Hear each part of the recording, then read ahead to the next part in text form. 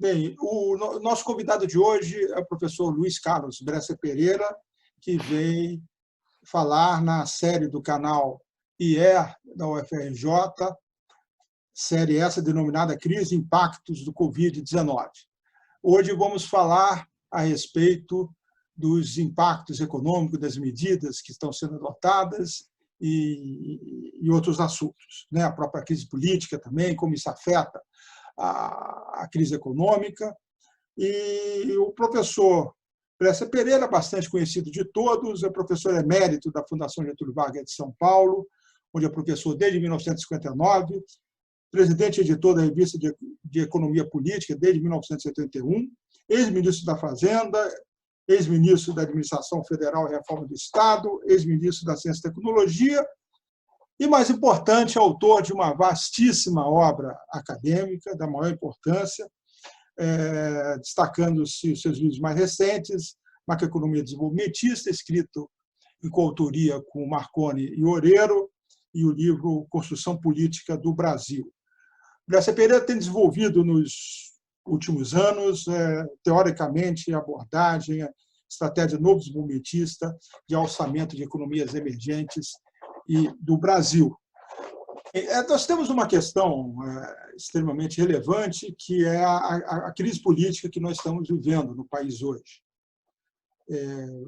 Dentro desse contexto, eu gostaria de saber a sua opinião, se há condições de governabilidade do governo atual, levando em conta os arroubos autoritários do presidente e a instabilidade política permanente que a gente está vivendo. Só para citar um fato, em um mês, no meio de uma pandemia de grandes proporções, tivemos a mudança de 2 ministros da saúde, né? Então, como é que é a sua avaliação dessa crise política que nós estamos vivendo? Anteontem, nós publicamos um manifesto nosso pedindo o afastamento do presidente. Eu já venho defendendo o impeachment dele, mais especificamente, já há algum tempo. Eu não sou o presidente da Câmara que tem que iniciar ou não o processo de impeachment, e eu, como cidadão, eu entendo que eu tenho o dever moral, né, de pedir o impeachment desse senhor. Quer dizer, eu acho que ele não é um presidente, ele não está governando o Brasil, ele é um psicopata, e o que é muito grave, quer dizer, porque a gente pode cometer erros, mas este homem vai ser responsável por um genocídio, no meu entender. O número de pessoas que vão morrer com esta pandemia aqui no Brasil é muito grande. Quer dizer, eu calculo que daqui a 3 meses, no final de julho, começo de agosto, quando nós devemos estar começando a chegar no máximo, nós vamos ter perto de 1 milhão de mortos. Né? Temos só 20 mil hoje, mas vamos ter 1 milhão naquela ocasião. Quer dizer, e isso é causado fundamentalmente pela política muito definida dele contra os lockdowns, contra o distanciamento, a quarentena. Isso eu acho uma coisa absolutamente inaceitável da parte de um presidente, né? De forma que não bastasse os ataques que ele faz à democracia, o motivo foi quando ele fez aquela reunião, aquela manifestação em frente ao quartel dos militares, lá em Brasília, né? E, em seguida, dizendo que o Congresso não podia governar com esse Congresso e com esse Supremo Tribunal. Foi que eu fiz o pedido e que eu cheguei à conclusão que nós precisávamos pedir o impeachment. Logo, 2 dias depois, ele fez uma reunião em que ele chamou os seus ministros militares, tudo bem, e chamou os 3 ministros da área das Forças Armadas, de cada uma das Forças Armadas. E disse, né, para aquela assembleia, aquele grupo de pessoas, que, outra vez, que ele não podia governar o Brasil com esse Congresso e esse Supremo Tribunal Federal. Quer dizer, se os 3 se os 3 comandantes das Forças Armadas, da Marinha, do Exército e da Aeronáutica, tivessem naquela hora concordado, estava começado o impeachment. Não começou porque eles não quiseram, porque os militares brasileiros são pessoas conscientes, sabem muito bem que as condições que havia em 1964 para o regime militar, absolutamente não existem mais no Brasil. O Brasil está num nível muito mais avançado de desenvolvimento econômico, político e social, e a sociedade brasileira, né, está basicamente de acordo com a democracia, em todos os seus níveis, não só as classes populares, mas também as elites. De forma que realmente é inaceitável que nós tenhamos um presidente como esse, e eu espero que esse impeachment seja alcançado. Aí dizem que o impeachment não é viável porque o Congresso ainda nós não temos ainda um número suficiente de congressistas que apoiem. Ele está comprando os congressistas com cargos e emendas, né? O Centrão, né, voltou a funcionar do jeito clássico dele, quer dizer, o Maia, o Rodrigo Maia, perdeu um pouco de força por causa disso. Agora, eu acho que isso muda brevemente, porque, dado o número de mortes que vai ser muito grande, eu acho que o Brasil vai ter mais mortes que os Estados Unidos, que também estão administrando muito mal essa pandemia. Quer dizer, e o Brasil tem 2/3 da população dos Estados Unidos, mas é um dos países mais populosos do mundo. Quer dizer, a China controlou, a Índia não sei. Então, os Estados Unidos está controlando mal, quer dizer, o Brasil está controlando muito mal, e eu acho que nós vamos ter mais de 1 milhão, como eu disse, de mortes. E nesse momento, ou antes disso, o povo vai perceber que o principal responsável por isso é o senhor Bolsonaro. Ele está tentando empurrar a culpa nos governadores, nos prefeitos, mas isso é ridículo. E, veja, eu sei que o povo brasileiro não é o povo americano, não é o povo alemão, nem é o povo argentino. Mas por que eu estou citando? Porque esses dois países também estão controlando bem o Covid. E, quer dizer, a popularidade da Angela Merkel, na última vez que eu vi, estava em 82%. A popularidade do Alberto Fernandes, na Argentina, estava em 75%. Por quê? Porque o povo reconhece que esses governantes estão fazendo aquilo que tem que fazer. Não é o que está acontecendo aqui no Brasil. Hoje a XP publicou o seu relatório de pesquisa e o apoio do Bolsonaro caiu para 25%. Né? Então, nos últimos tempos, caiu de 30% para 25%. Eu acho que a tragédia que a gente está vivendo é que esse desgaste político que o presidente está sofrendo, né? E, sem dúvida, é uma catástrofe em todos os sentidos, de que a gente está ocorrendo no meio de uma pandemia que vai, na sua falta de liderança, está levando a morte, né, de milhões de brasileiros. Realmente é uma grande tragédia. Agora, vamos falar das medidas econômicas que têm sido adotadas. O governo acabou, inicialmente, o Paulo Guedes não usou esse termo, né, mas insinuou que nós estamos tendo uma gripezinha, temos uma gripezinha, né, com a crise, íamos crescer 2,5% no ano. Depois, rapidamente, a reboque da situação, a crise veio, econômica e social, veio de forma avassaladora, e o governo teve que tomar algumas medidas, e muitas vezes de uma forma bastante trabalhada. O governo chegou a emitir uma MP em que permitia a suspensão das atividades sem qualquer compensação por parte do governo, suspendeu, se ele foi no domingo, na segunda-feira suspendeu, e na questão dos trabalhadores informais, foi obrigado, né, em função de uma decisão do Congresso Nacional, que aprovou, né, um apoio durante 3 anos de R$500, ele acabou sancionando, dado o fato, acabou colocando para R$600. Né? Então, está sendo muito uma medida, a implantação de medidas necessárias, mas muito a reboque. Te pergunto, essas medidas, a seu juízo, essas medidas que estão sendo adotadas, conjunto de medidas, elas são suficientes para enfrentar a crise? Veja, em primeiro lugar, como você mesmo disse, não há nenhuma realmente, como não há nenhum comando na área da saúde, né, porque nós tínhamos lá um ministro que estava tentando, brigando contra o Bolsonaro para tentar, já não temos mais, então, como não temos nenhuma política em relação à saúde, em relação também à economia, afinal, nós não temos nenhuma política. Como? Mas nós temos o posto Ipiranga, nós temos um PhD por Chicago comandando a economia brasileira, não é mais nem ministro da Fazenda agora, é ministro da Economia. Mas veja o que acontece. Esse senhor, Paulo Guedes, ele chegou ao governo faz mais de um ano, a lenga-lenga eterna dos neoliberais, né, cujos resultados são sempre desastrosos. Né? Então,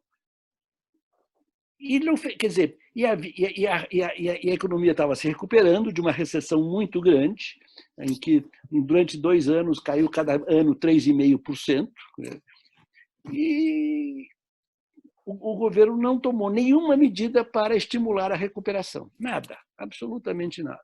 Só falava em reformas. Quer dizer, que reformas que ele fez? A reforma da Previdência. Foi uma boa coisa. Mas foi uma boa coisa porque afinal, conseguiu-se um consenso de que ela era necessária, e era mesmo. E se fez uma reforma muito mais razoável e equilibrada do que aquela que o senhor Guedes pedia. Depois disso, novamente mais nada. Aí chega o Covid. Novamente ele estava absolutamente paralisado. Aí houve a decisão dos R$600 de renda mínima por 3 meses, que foi uma decisão do Congresso. Ele concordou com 200 e foi para 600, que, aliás, eu acho que foi muito, mas isso é uma outra história. Quer dizer, depois houve o apoio aos governadores, que, novamente, quem está dando, né, é o Congresso. Eu não vejo nenhuma política, né, da parte realmente do Ministério da Economia que indique que esse governo tem condições de garantir o desenvolvimento econômico e a estabilidade da economia brasileira. E, certamente, quer dizer, bom, mas ele vai segurar o Covid? Aí é outra coisa. Né? Quer dizer, para segurar, quer dizer, isso é, digamos, a chamada equação econômica dessa pandemia. Essa pandemia ela representa um custo econômico muito grave. Quer dizer, é o custo econômico de que as empresas fecham, quer dizer, a oferta diminui, a demanda cai violentamente, você promove um grande desemprego, né? E então os cálculos são muito variados, vão de 5% a 10% do PIB de recessão neste ano, né? E deve ser mais, quer dizer, agora quanto vai ser? Né? Aí depende da política de 2 coisas. Primeiro, depende de se o governo é capaz de controlar a pandemia ou não. Quer dizer, se o governo é capaz de incorrer nos custos de fazer o lockdown. Nós já vimos que, quer dizer, nós não fomos capazes disso. Quer dizer, a gente pode perguntar se isso não é, se a culpa não é só do Bolsonaro. Eu também acho que não é só do Bolsonaro. Eu acho que ele é o principal culpado, porque ele é o principal responsável por fazer essa quarentena, e ele não só não fez, mas se pôs contra, o que é uma coisa muito pior. Né? Agora, de qualquer forma, o povo brasileiro também é muito indisciplinado. Quer dizer, há uma velha frase do Getúlio, né, que é muito significativa. O Getúlio, uma vez, perguntaram para ele sobre a lei, ele disse: a lei, ora a lei. Não é que o Getúlio não tivesse confiança na lei, ele tinha muita confiança, ele era um advogado, ele sabia qual era a importância da lei, mas ele percebia que os brasileiros não olhavam muito para as leis, em grande parte porque as leis também não eram bem feitas, não eram adaptadas à realidade do Brasil. Mas, quer dizer, agora, por exemplo, a lei, qual era a lei? A lei era fazer o fechamento, era fazer, né, a quarentena. né, o povão não se deixou muito entusiasmado pela ideia e resistiu. E isto, então há um custo. O custo voltando à equação econômica, o custo do coronavírus será tanto maior, não é, quanto menor for o fechamento. Isso já está aí. Agora, o segundo fato é, aí vem o Estado e pode gastar dinheiro fazendo o quê? Claro, na própria área de saúde, dando mais assistência à saúde, sem limites.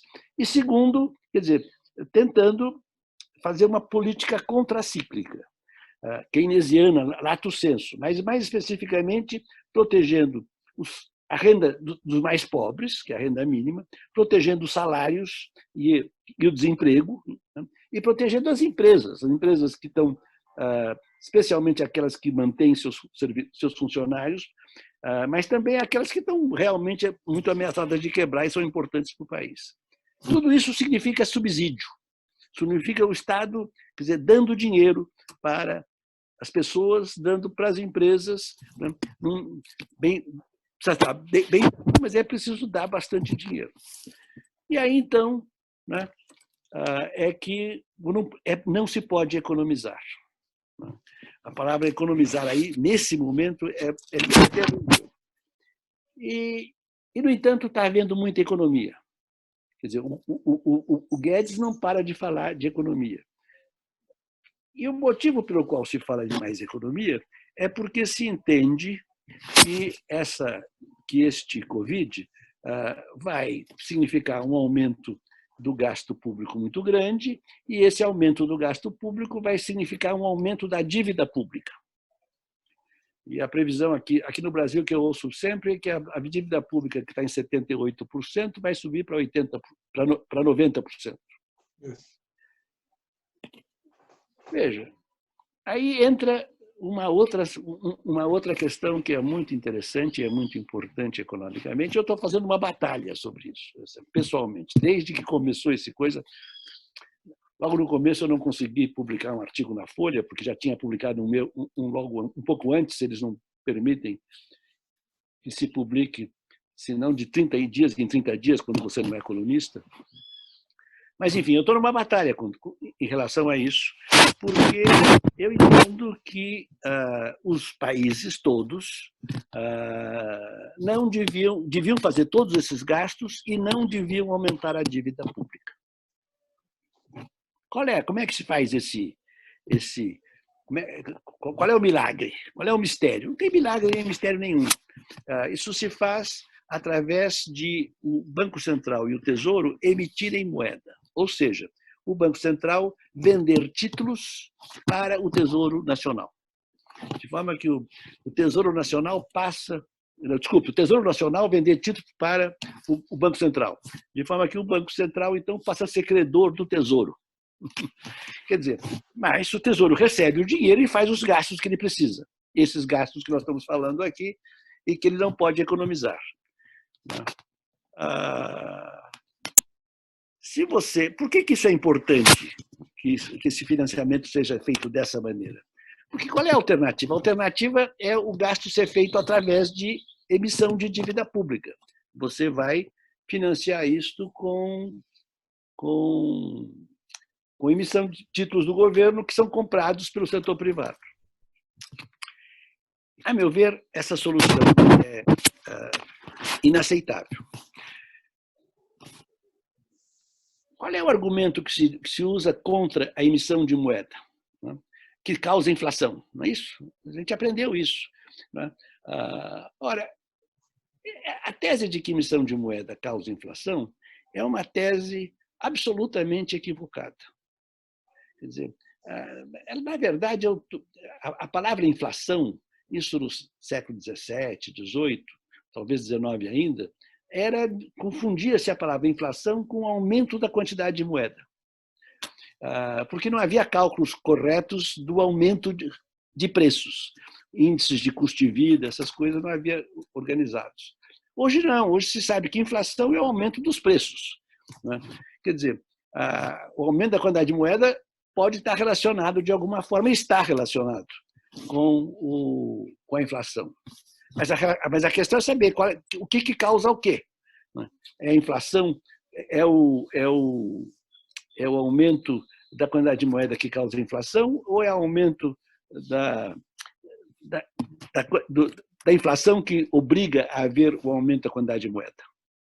Quer dizer, então, essa tese, né, Keynes mostrou que a taxa que a oferta de moeda, a quantidade de moeda que existe na economia é endógena, ou seja, que o Banco Central não tem controle realmente da quantidade de moeda existente na economia. Lá no começo dos anos 80, um grupo de economistas do qual faziam parte eu e o Nakano, aqui em São Paulo, nós desenvolvemos a teoria da inflação inercial.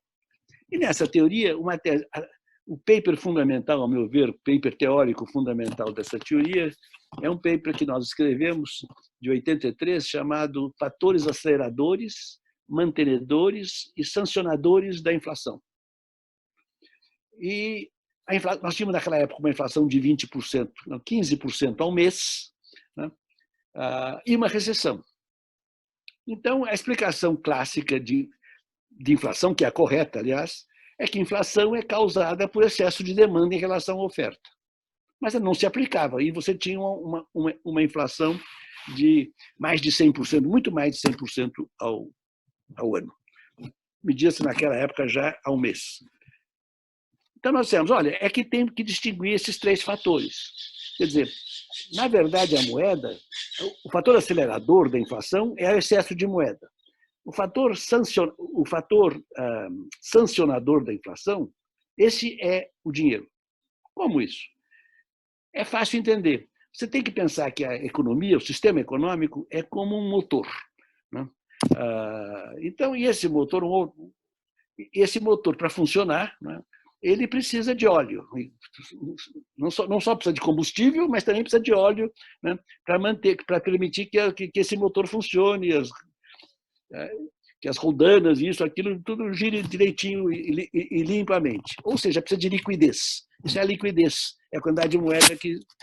Quer dizer, quando você tem... O exemplo que eu dava naquela época, né, mas era só com uma inflação de 100%. Se você tiver uma inflação de 100%, e vamos supor que o governo conseguisse não aumentar a quantidade de moeda, né, o que ia acontecer? Ele conseguisse segurar a quantidade de moeda. Né? O que ia acontecer? No final do ano, na economia, haveria a metade da quantidade de moeda em circulação, em termos reais. Porque aumentou 100%, cai a metade. Ora, quer dizer, haveria uma crise danada. Né? E era insustentável. Então, a quantidade de moeda tinha que aumentar e era criada automaticamente pelo sistema de crédito e pelas despesas do governo, as duas coisas somadas, né? E se mantinha a liquidez do sistema, ou seja, a causa da inflação não era a moeda. Essa é a teoria monetarista. Eu cansei de... Era uma briga naquela época feroz com os monetaristas. Foi engraçado que os monetaristas são os economistas neoclássicos, também outro nome que eles têm, né?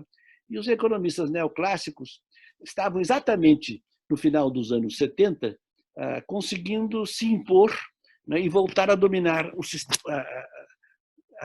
o pensamento das classes dominantes no Ocidente e as grandes universidades. E exatamente porque tinha um problema de inflação que os keynesianos não estavam sendo capazes de resolver. Então, o que aconteceu? Então, ficaram dominantes. E o Dr. Friedman, Milton Friedman, passou a ser o pai de todos nós, né? O sábio perfeito. E os bancos centrais, então, resolveram adotar a política, né, proposta pelo Sr. Friedman, que era: você aumenta a quantidade de moeda todo ano, sempre regularmente, em 5%, né? Você supõe que vai ter uma inflação de 2% e a economia cresce 3% e está perfeito. E vamos todos, né, ficar numa perfeita, isso com um equilíbrio fiscal que garanta, né, e estaria tudo perfeito. É ridícula a coisa. Quer dizer, o que aconteceu? Depois 4, 5 anos de tentativa, abandonaram completamente a ideia. E aí então surgiu, né, a política de metas de inflação. E também aí os neoclássicos deturpam tudo, mas isso é uma outra história que não cabe aqui.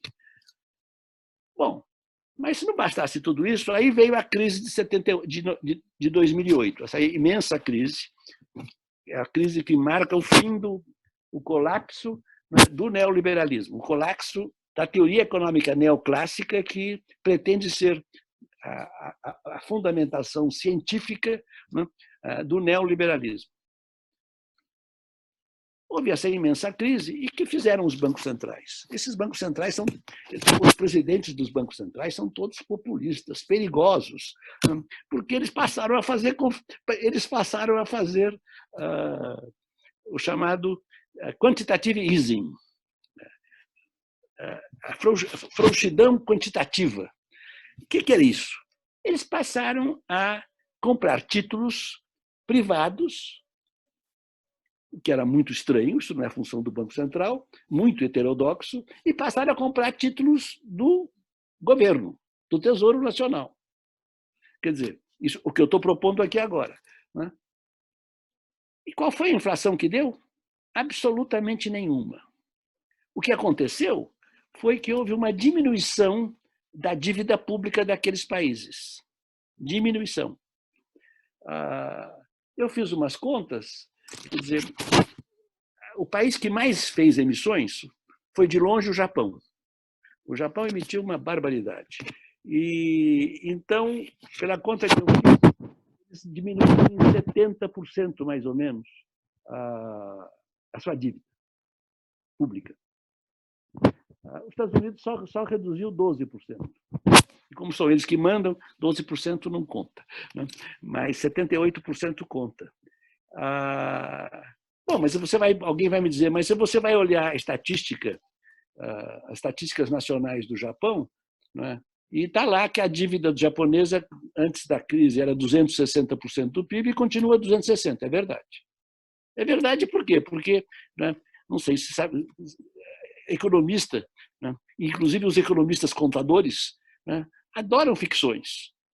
Então, quer dizer, qual é a ficção aí? A ficção é o seguinte: agora o Tesouro japonês deve para o Banco Central japonês. Essa dívida eles continuam contabilizando como dívida pública. Não é dívida pública. Quer dizer, o Tesouro japonês e o Banco Central são parte do mesmo Estado. A dívida pública é a dívida do Estado japonês, do Estado brasileiro.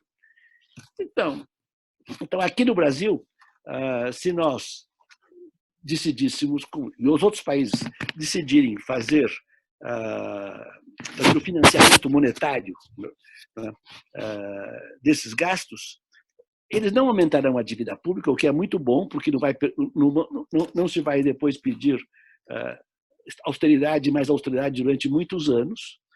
Mas, ainda, além disso, no curto prazo, isso vai estimular as empresas não, os governos, a gastarem mais. E aí eu fui ver se havia números sobre isso já.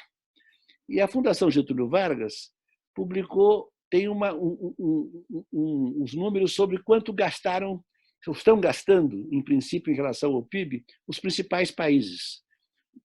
E o que é que você verifica? Uma coisa muito curiosa. Os países que estão gastando mais são os Estados Unidos, a Austrália e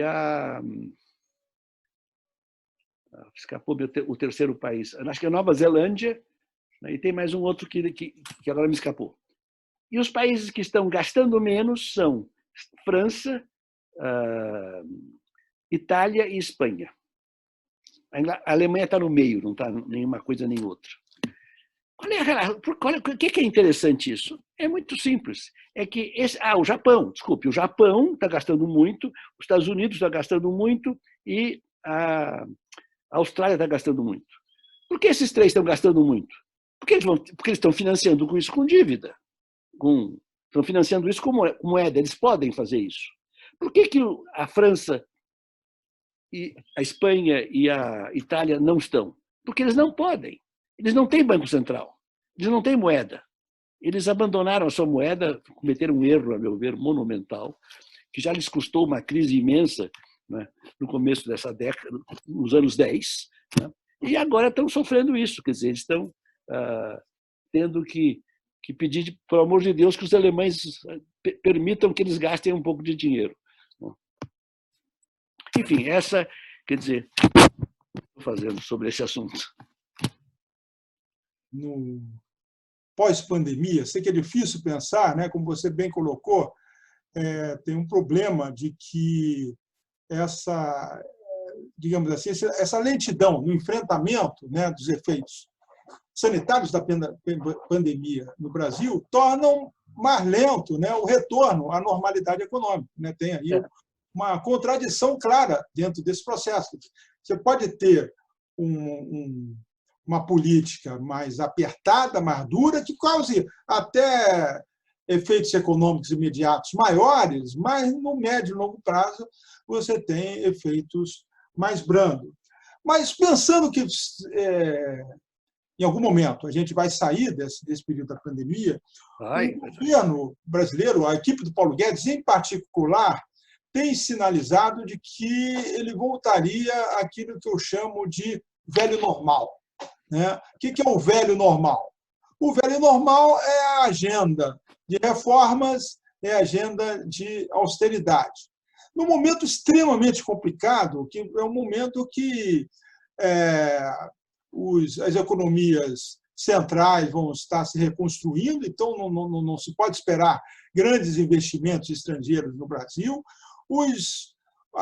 As empresas vão estar endividadas por conta do pagamento, né, dos salários, os seus empréstimos tomados, capital de giro.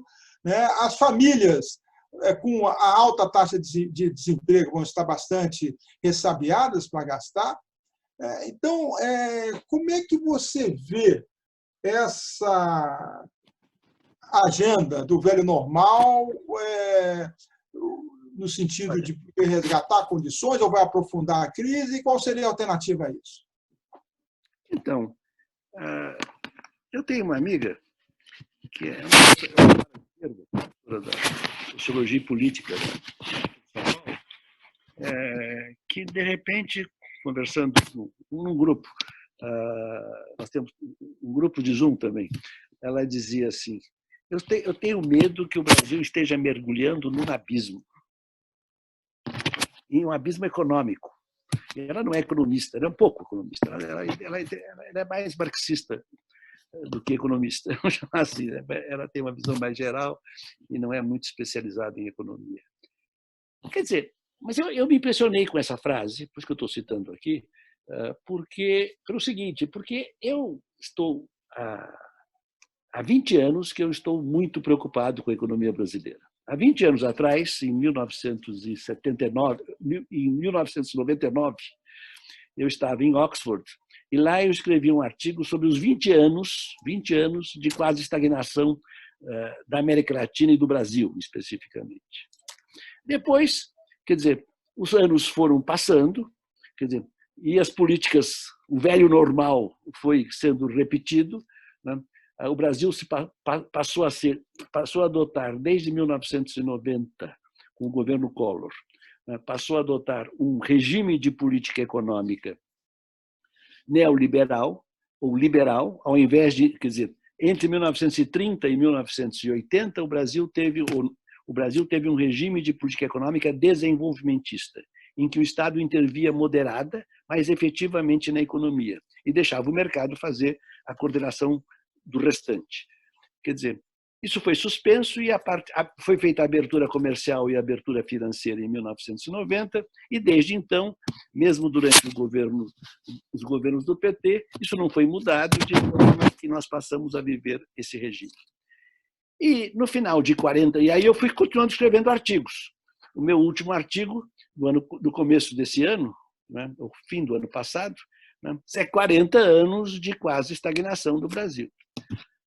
Bom, quer dizer, então essa política liberal, baseada nas reformas e na austeridade, é um desastre para o Brasil. Agora, nós temos essa imensa crise. E essa imensa crise, se em cima dela vamos pôr mais austeridade, aí realmente a minha amiga tem razão, né? É capaz que a gente entre no abismo, ou seja, em vez de nós Porque, veja, quando eu digo que houve quase estagnação, os números são bem simples. A taxa de crescimento do Brasil, per capita, nesses últimos 40 anos, foi de 0,7% ao ano. A taxa de crescimento, nesse mesmo período, dos países ricos, foi de 1,7%, mais que o dobro. Então, nós não estamos fazendo o famoso catching up, o alcançamento, nada. Aí você compara com os países em desenvolvimento. Cresceram nesse período 3% ao ano, muito mais do que nós. Ou seja, o Brasil está ficando para trás, para trás, para trás. Mas não parou, quer dizer, continua havendo um pequeno crescimento. Esse 0,7 é um pouco, é um crescimento muito pouco, diminui muito pouco a miséria e a fome no Brasil, mas diminui um pouco.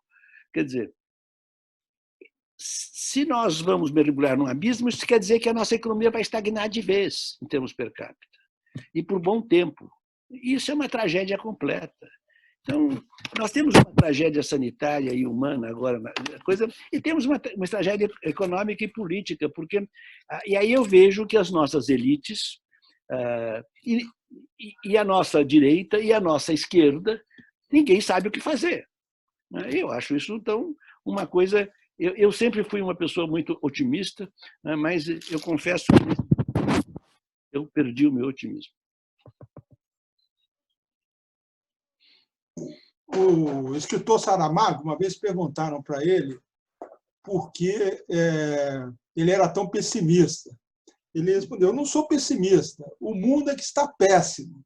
Era bastante apropriado para esse momento que a gente está passando. Então, agora ele está caminhando para o final da entrevista e eu vou te perguntar quais lições a gente pode tirar dessa crise? Alguma coisa de novo? Se nós estamos terminando, deixa eu falar um pouco, você prometeu. Quer dizer, nós temos que pensar, não é dessa crise, nós temos que pensar o que nós fazemos com o Brasil. Quer dizer, você é um dos economistas novo-desenvolvimentistas. Surgiu uma escola de pensamento, que é a Escola de Pensamento Novo-Desenvolvimentista, que é, a meu ver, uma escola importante. Essa escola, porque, quer dizer, e ela vem num momento em que eu acho que nós temos,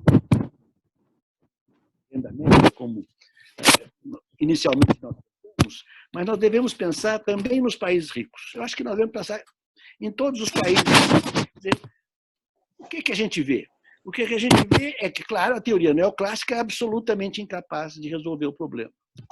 Mas será que a economia pós-keynesiana é capaz? Eu acho que não. A economia pós-keynesiana que eu conheço, quer dizer, ela continua essencialmente fechada, não tem realmente um modelo digno desse nome de desenvolvimento econômico, nem tem uma visão histórica do processo do desenvolvimento econômico.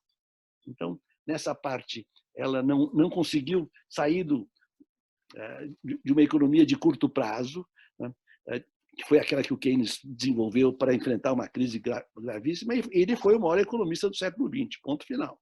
Então, não estou fazendo crítica ao Keynes, não. Para mim, foi o maior, mas não resolve esse problema. E não resolve o outro. Quer dizer, o Keynes fez uma economia fechada. Claro que ele sabia muito melhor do que todos nós qual era a importância da taxa de câmbio, mas ele resolveu para simplificar as coisas, e essa simplificação custou caro, porque realmente o câmbio continuou uma coisa muito fora do sistema. Quer dizer, e eu acho que hoje a gente precisa, mais do que nunca, pensar numa teoria econômica que seja uma teoria, uma macroeconomia do desenvolvimento, portanto, aberta para o desenvolvimento desde o começo, e segundo, que seja uma economia aberta para o mundo. Não pode, quer dizer, com taxa de câmbio e, portanto, relações econômicas internacionais o tempo todo. Isso é que o novo desenvolvimentismo pode fazer, se ele for mais desenvolvido. Você veja, nessa questão, por exemplo, do que nós estamos discutindo aqui, que é o problema da restrição fiscal. Eu disse a vocês que a restrição fiscal não é tão grande assim. A restrição fiscal, de acordo com o economista neoclássico, ortodoxo, é 100%. Ou seja, você não pode incorrer em déficit público, ponto final. A restrição fiscal de um keynesiano é que você pode entrar em como é que chama? Em expansão fiscal de forma contracíclica. Então, nos momentos de crise. E aí, então, você deve fazer, você tem trabalhado bastante bem nisso, distinguir, inclusive, se você vai... E nas horas de crise, você deve aumentar apenas o investimento e não a poupança, e não a despesa corrente. Muito bem. Agora, eu acho isso insuficiente. Quer dizer, porque eu me pergunto... Agora, por outro lado, eu me pergunto, por que será que todos os países que se desenvolveram, aqueles que se desenvolveram originariamente e se tornaram ricos, como são os países europeus e os Estados Unidos, ou aqueles que se desenvolveram mais tarde, como os países do leste da Ásia, o Japão e principalmente a Coreia, Taiwan e agora a China, todos esses países usaram... A restrição fiscal para eles foi importante. Eles foram sempre responsáveis fiscalmente, usando do Keynes quando era necessário. E eu me pergunto, por que isso? Aí vem a explicação neoclássica. O motivo é porque é o chamado crowding out. Isso quer dizer, o Estado se gasta, ele está tirando oportunidade para o setor privado fazer investimentos. Isso é uma bobagem do tamanho de um... Eu vivi os anos 70 aqui no Brasil. Eu tenho a primeira tese de doutorado que eu orientei foi feita nessa época, exatamente mostrando essa tese como os grandes gastos que o Estado estava fazendo na infraestrutura implicaram um grande aumento da demanda para os bens industriais, né? E houve desenvolvimento para todo mundo, né? Então, qual é o motivo? Por que você não pode gastar muito? Quer dizer, o motivo, você tem que... então tem a limitação da inflação, todo mundo sabe, tem a limitação da inflação. Então, você não pode gastar tanto que a demanda fique maior que a oferta. Muito bem. Mas eu acho que antes disso há um outro limite. E o outro limite é que você não pode gastar ao ponto de ficar com déficit em conta corrente. Porque na hora que você fica em déficit em conta corrente, aí você está apreciando a sua taxa de câmbio, você está aumentando a taxa de juros para financiar esse déficit, quer dizer, e a entrada de capitais adicional que vem com essa política de crescer com endividamento externo ou déficit em conta corrente implica em apreciação cambial, torna as empresas do país não competitivas e o país não se desenvolve. Então, essa é uma razão novo desenvolvimentista para a responsabilidade fiscal. E é por isso que eu acho que se deve defender a responsabilidade fiscal. Agora, a responsabilidade fiscal, a limitação então, que eu estou dizendo, mas a limitação não é, quer dizer, porque aumento de quantidade de moeda da inflação, não é isso. A questão fiscal, porque essa questão monetária não existe. A questão fiscal é que você não pode gastar ao ponto de a demanda ser maior que a oferta e te obrigar a importar e, portanto, a ter um déficit em conta corrente. Essa é a primeira restrição, depois vem a segunda, que todo mundo conhece, que é a restrição da inflação. É novo.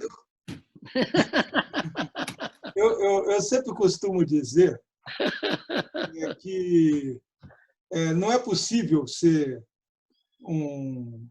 puramente keynesiano no Brasil. Nós temos que ser keynesianos e estruturalistas. Isso, claro. Por quê? Porque o que é o estruturalismo? É pensar a especificidade da condição periférica, né? Eu acho que o novo desenvolvimentista é justamente isso, né? O novo desenvolvimentista busca, nos tempos atuais, entender, né, quais são os desafios e montar uma estratégia que não está baseada puramente na política industrial, né, mas também, mas sobretudo, na combinação de uma política industrial desenvolvimentista com uma política macroeconômica apropriada, né? Então, todas as experiências de catching up, né? E aí eu passo até a propaganda do nosso artigo com Elias Jabbour, que saiu na revista Economia Política, que a gente analisa a China e a Coreia do Sul, né? Como que eles fizeram, né, a sua política de desenvolvimento, mantendo um câmbio competitivo, mantendo uma política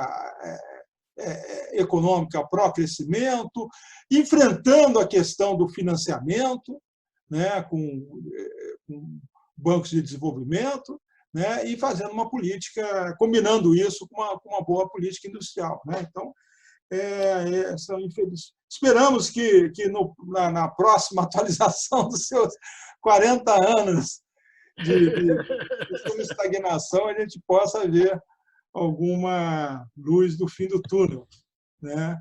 Bresser, agradecemos muito, né, a sua participação e de poder vir aqui discutir com a gente. Esperamos em outras ocasiões estar aqui conosco.